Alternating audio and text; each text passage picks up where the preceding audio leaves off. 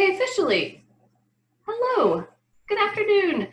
Welcome to the Coastal Land Trust Little Lunch Lecture. We really appreciate you joining us today.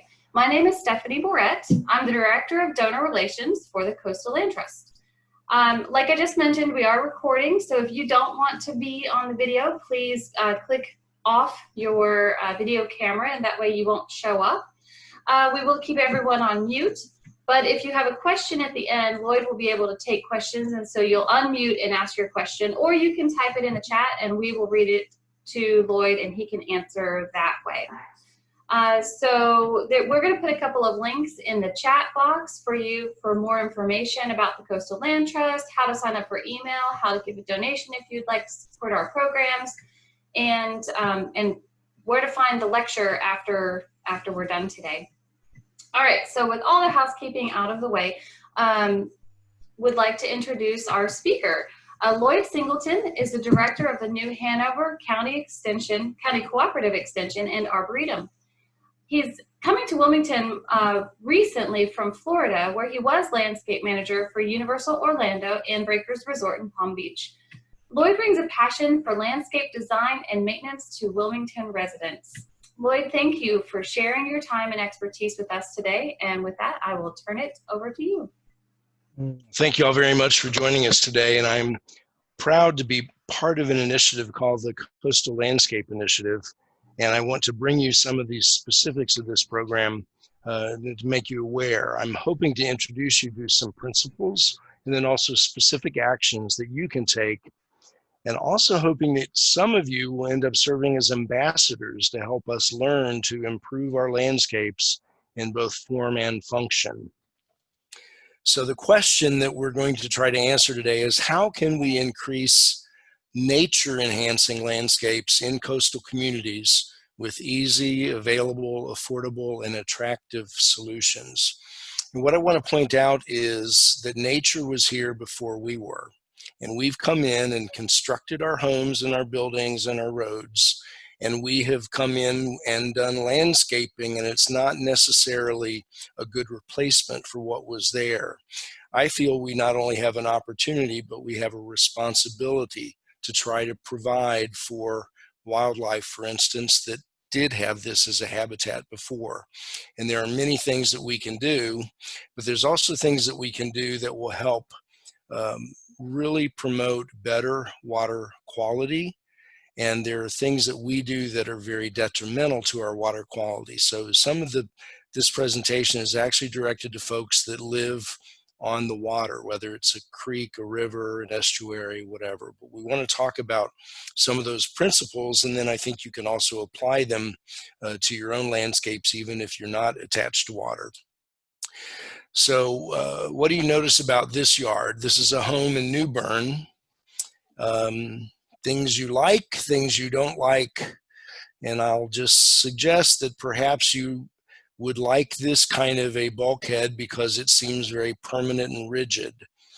But I want to tell you that there's other options to do this kind of water's edge treatment that will still accomplish the same kind of results. So this yard instead is a home near Wilmington, and it basically has a lot of plants at the water's edge. And the concept there is anything you can do that will slow the water down that's running off from the paved areas and the rooftops, etc. It actually helps to filter the water before it gets to the water body. So the idea of having a planted water's edge is a really good principle and something I would encourage you to consider doing. So reminder that the North Carolina coast is home to more than 12,000 miles of shoreline. This map shows all the river basins that flow to the North Carolina coast. And if you live in one of these watersheds, you live in eastern North Carolina. So the homes that are built in these coastal watersheds often do not enhance nature, and unfortunately can often have adverse impacts on water quality. So our coastal population is growing, and in response, forested and agricultural areas are being converted to more suburban housing, transportation infrastructure, shopping centers, resorts, industrial sites, This development damages ecological systems by destroying wildlife habitat and altering hydrology. This nature disconnect also harms people, and reminder that spending time in nature can improve our physical, mental, and psychological well-being. So we can work together to improve our coastal landscapes and at the same time invest in our health and well-being. We can make changes to the landscape to provide food and homes for pollinators and birds. We can reduce stormwater runoff that causes flooding. We can also provide inviting outdoor spaces that our families can enjoy. So let's consider doing some things that will preserve our coastal environment for the next generation and let us enjoy it ourselves. So when we think of a nature-enhancing landscape, we must consider sustainability. A sustainable coastal landscape is attractive, environmentally friendly, well adapted to the coastal region. It's storm ready, it's resilient, it's functional and enjoyable, and cost efficient and manageable. So what can you do as a coastal resident to improve your yard or neighborhood? We're going to go through several ideas. Number one, choose native and non-invasive plants that are well suited to coastal conditions. Use a mix of plant types for the best health and ecological benefits.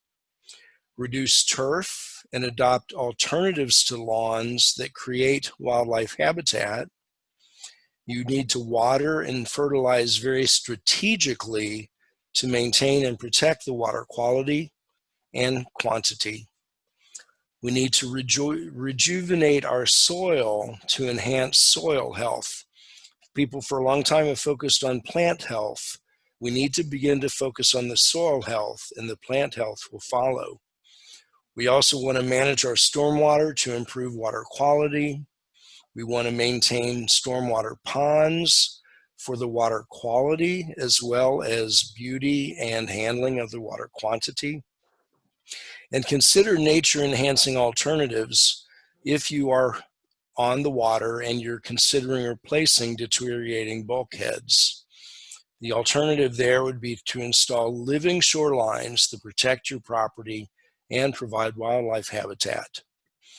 Also, a big concern are trees. Selecting storm-ready trees can actually help to protect your home from high winds. Also encouraging you to seek out expertise if you need help. Do what you can do. Just start somewhere. The garden on the left, this woman knew that she wanted birds and pollinators. So instead of planting grass in the front yard, she actually spread wildflower seeds. That was 14 years ago. Now her yard is a mix of 50% native plants that appeal to local birds and butterflies. She doesn't use any chemical weed killers. She uses a rain barrel to supplement her watering needs and also supports bluebirds with a house for nesting. She's created a haven for people and wildlife that is not the typical lawn with foundation shrubs. People driving by often stop to admire it. Now, if you're in a homeowners association, they may not allow that in the front yard. You may need to do something like that in your backyard instead. But I will tell you that the human need for the aesthetics can be addressed by putting messy ecosystems inside orderly frames. For instance, if you want to have a kind of wild and woolly native plant bed or garden, do that, but have an area that you keep mowed around it, and your neighbors are not going to be quite so up in arms. The woman on the right decided to install a backyard rain garden at her home. This is in Wilmington. Her goal was to divert stormwater runoff and avoid pooling water where she didn't want it.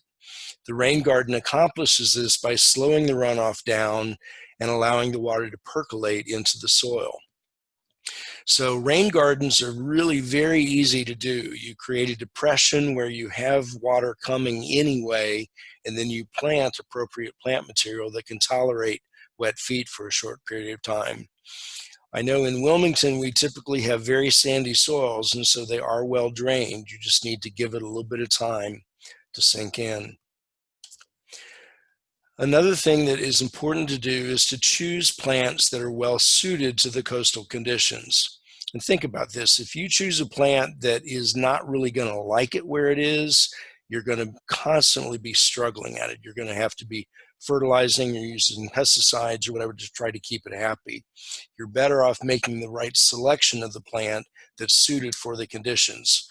Your soil pH, the amount of sunlight, wind exposure, etc., can all take a part in helping you decide what you want there. Native plants play a critical role in coastal landscaping. Remember, wildlife relies on native plants for food and for shelter. Also, native plants have evolved over thousands of years for our environment, and so they are typically very well adapted to our harsh conditions of the coastal region. You can generally get by with less watering or fertilizing. Shrubs and trees that are native to the coastal environment are also more likely to handle the effects of storms because they're resistant to the winds by nature. So when selecting native plants, make sure you choose the species of different types, heights, and blooming times. This assortment would benefit both the plant and animal communities. So one example here is a native seashore mallow. It's a perennial in brackish or even freshwater marshes, and it's attractive for its long bloom period, which can extend from May into October. The mallow will attract pollinators such as butterflies and other insects, as well as ruby-throated hummingbirds. And there's even a lizard called the Carolina anole, or anole. You might be wondering about non-native plants and whether they're okay to use. Some non-natives are also well adapted to the coastal environment. Picking a non-native species, regardless of origin, that flourishes in the climate will also reduce the need for water and fertilizer. It's very important, though, to avoid invasive species like Chinese privet or English ivy. Van, your neighbor has the English ivy, and that's not good. So they threaten the existing native plant communities and the wildlife that depends on them. So again, I think if you have a choice to add to your landscape, please consider native plant species first. Take a look at these two trees. Which one is native? And if you want to respond in the chat box, tell me which one you think. Is the loblolly bay the native, or is the mimosa? Now you see mimosa everywhere. It is not native. It's actually a fairly invasive, exotic plant. Mimosas basically advance into natural habitats, and they produce shoots from root sprouts. They form dense thickets, which then prevent other native plants from growing. So an alternative you may want to consider would be our native red buckeye or the eastern redbud. We can have flowers, we can have flowering trees, but we can stick with native species. The loblolly bay on the left, you may be less familiar with, but it's a flowering broadleaf evergreen tree that's common in Pocosin or wetland bogs. So Pocosin soils are pretty common. If you have wet soils, the loblolly bay is a great choice. It's important to the Carolina Bay wetland ecosystem, unique to eastern North Carolina, and it provides great cover to wildlife both during winter and extreme weather. So here, can you identify the native bush? Do you think the thorny olive, the Elaeagnus, is the native, or is it the Yaupon holly? Well, thorny olive is really an invasive shrub that is spread by bird-dispersed seeds. Some good alternatives would be the Yaupon or even a high-bush blueberry native. Yaupon holly, for example, is an evergreen shrub or small tree native to sandy woods, brackish and tidal marsh shorelines, dunes, maritime forest, and shrub thickets. The white flowers are very fragrant. They give way to red berries that provide sustenance to songbirds and small mammals, and the berries are absolutely beautiful in the winter months. So here we have a couple of vines. One is native and one is definitely not. Japanese honeysuckle kind of gives it away. The Lonicera japonica is the non-native, whereas coral honeysuckle is our native honeysuckle. The Japanese honeysuckle is a very common invasive plant in the southeast. It colonizes by prolific vine growth and seeds that are spread by birds. It can climb way up small trees and shrubs and smother them easily. Good native alternatives would be the Carolina jessamine, coral honeysuckle, and crossvine. Now keep in mind, if you do plant vines, you need to be prepared to manage them because they will tend to climb up your existing trees and shrubs. But it's good to have some if you have the appropriate space. The coral honeysuckle is a larval host to hummingbird, clearwing moth, various songbirds, cedar waxwings, catbirds, cardinals. They all love to feed on its round red berries, and hummingbirds do seek its nectar. So using a mix of plant types and a variety of heights and forms is very important. The result gives a varied vegetative structure, which provides more habitat for your wildlife. So I know it's typical to have a flat yard, a tree, and some boxes or meatballs at the base of your house. That is not necessarily conducive to the native wildlife. And think a little out of the box and get some diversity in your landscape, and you're going to be a much better environmentalist. Reducing your turf area and adopting alternatives to lawns is a great way.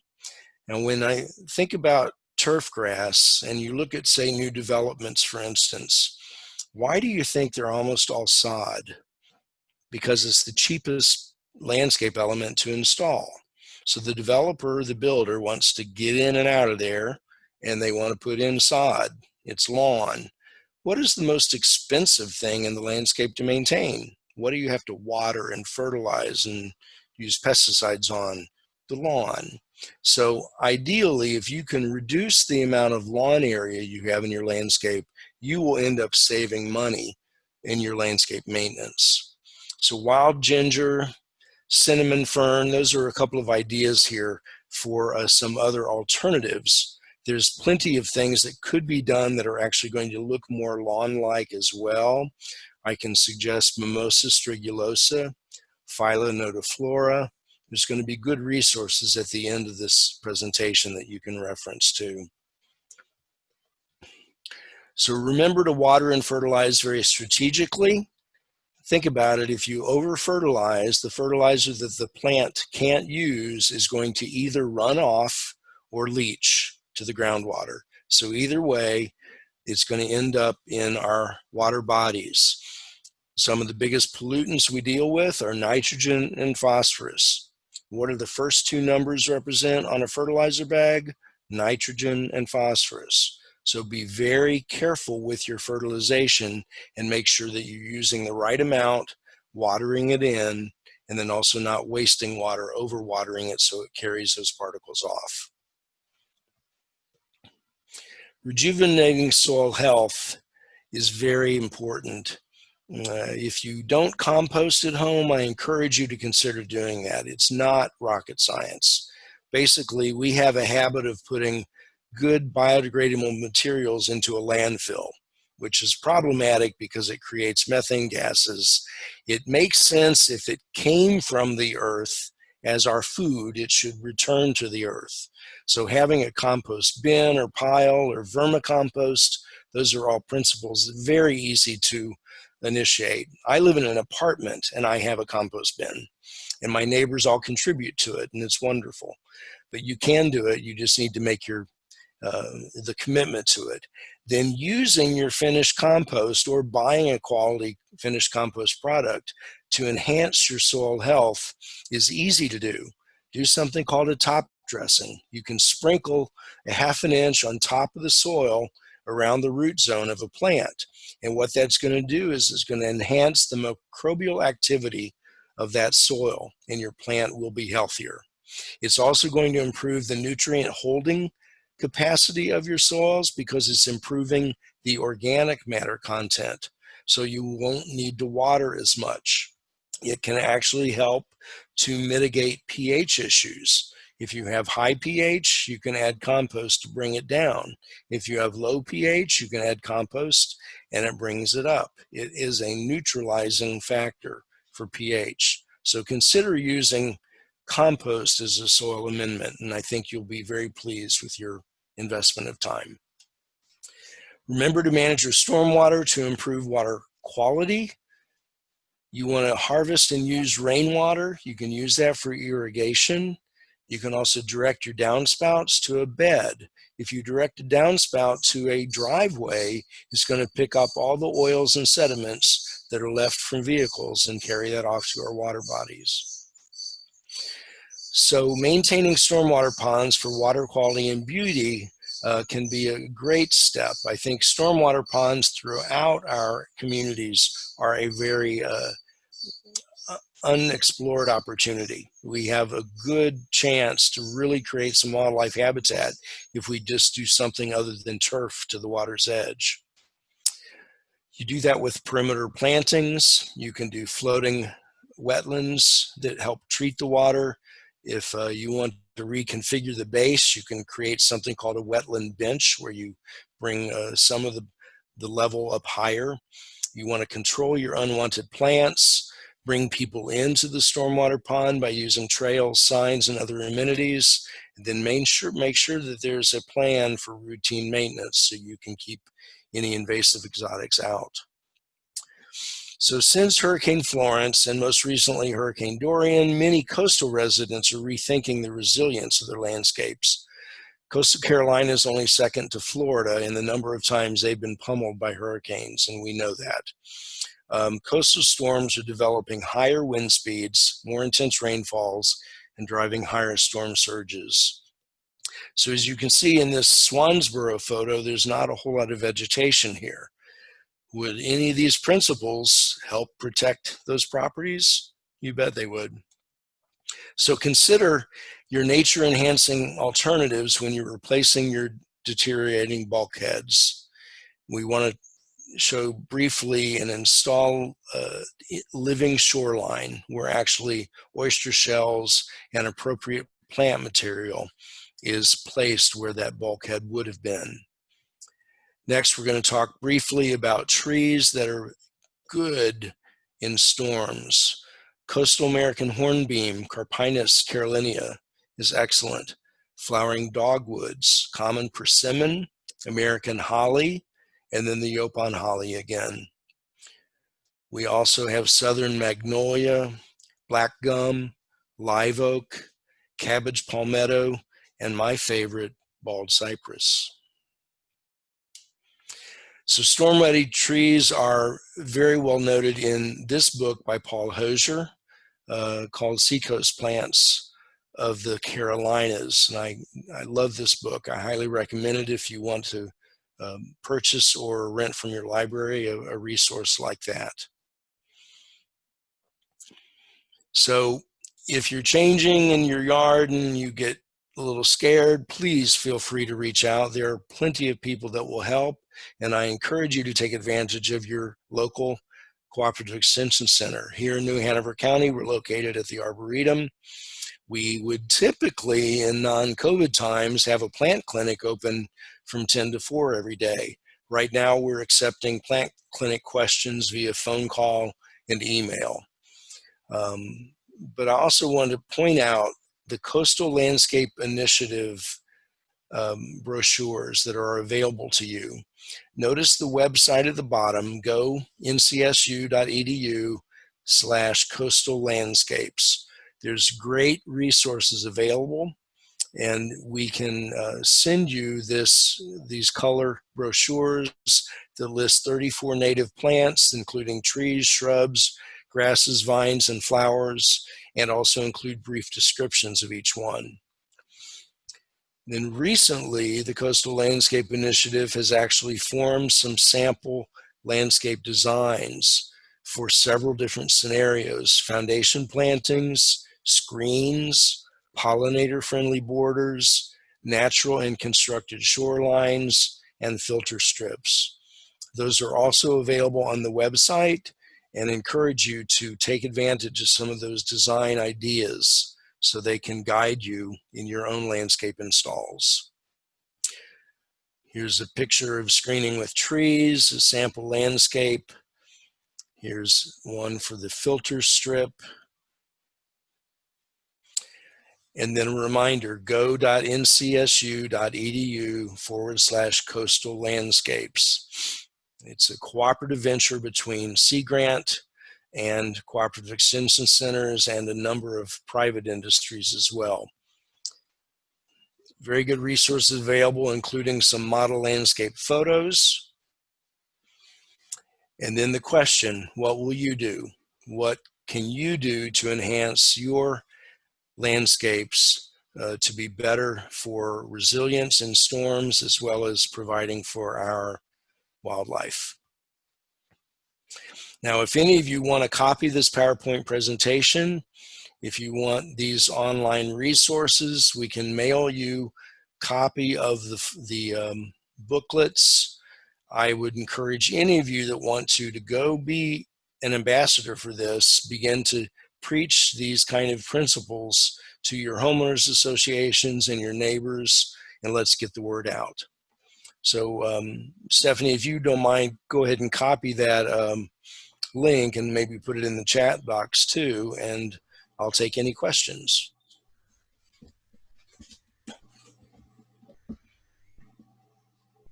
Sure. I'm having trouble actually copying. I can't hear you, Stephanie. Can you hear me? Lloyd, yes. Can you hear me? Can't hear you. Maybe Van can chime in. Can you hear me, Lloyd? Linda Wirt, can you hear me? Give me a thumbs up. I don't hear you either. You can't hear any of us? Lloyd, are you able to hear Van? Try Lloyd. again. I had my volume down. Okay, I sat on my volume control. I'm so sorry. That's okay. I was like, oh no, what do we do? All right, so I'm having trouble copying the link out of the presentation, but one thing we could do is if anybody who wants it or further information, put your email in the chat to me, and I can collect your emails and send you links to all of this stuff after the presentation. So I would if you want to do that, feel free and I will grab that. But there were, oh, Lloyd, I don't want to cut you off. Was there anything else that you wanted to say before we go to questions? Yes, if you are in New Hanover County and you want to see any native plants, we have a magnificent native plant garden here. The Arboretum is free and it's open every day from 8 to 5. So please wander on in. Awesome. I can attest. It's a beautiful space. I've been going there with my little kids when they were little, and I continue to go there by myself now that they're big enough to stay home. So we had a couple of people ask in the chat wanting to know where locally to find native plants, and I also have struggled. Oftentimes I've walked into nurseries, not even like the big box stores, and asked about native plants and kind of gotten a funky look. So I'm wondering if you can speak to that for a little minute. Okay, well, one of the things that we tried to do with the Coastal Landscape Initiative's brochures is target plants that we find are available in the area. That's one thing. Secondly, Johnson's Nursery carries a number. I think Tinga Nursery does. I imagine Five Oaks Nursery area does. Of course, you have to be careful. Some nurseries are wholesale only, and I'm trying not to mention those. But the other thing I want you to do is be the aggressive consumer that goes to your local garden center and says, "Where's the inkberry?" I guarantee you, if that owner hears that question enough times, they will begin to carry inkberry. Okay, where's the Carpinus carolinea in your inventory? So let's become educated consumers and look and ask for these kind of plants, and they will begin to, because they're available. They are out there. If you need something specific, I recommend you call the nursery first to see what they do have in stock. But there's actually a good number of nurseries, the retail nurseries locally, that do carry them.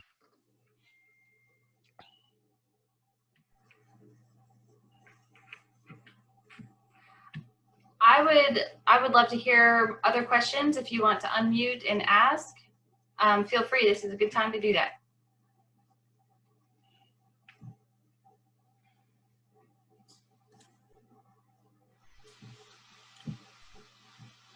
Anybody?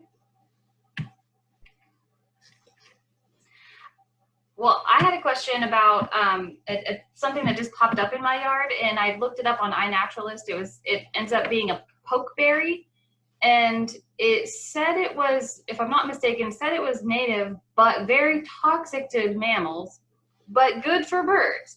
So I'm just curious about like what to do with a thing like that if it's good for birds, which I would like to attract, but not so good for, I don't know. What do you do with something that seems like it might be a little dangerous? Yeah, I get this question a lot, and it's like, do a lot of you plan to go out and make dinner in your backyard? You know, that's really very rare, and I honestly find that most mammals are smart enough to avoid the plants that are toxic to them.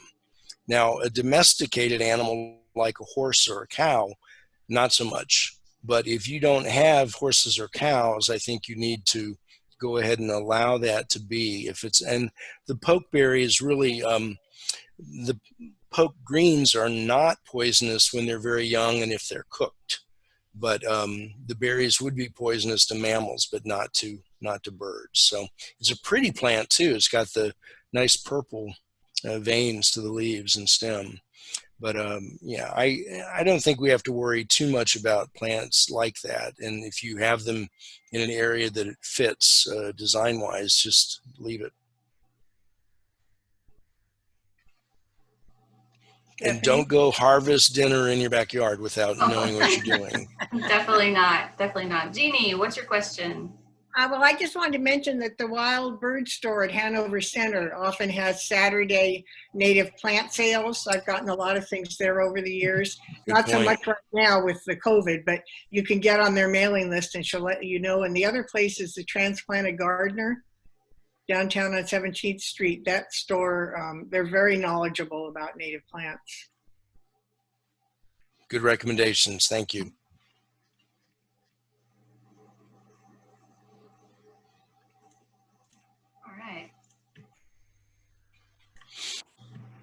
Okay, are there any other questions or curiosities for Lloyd before we go?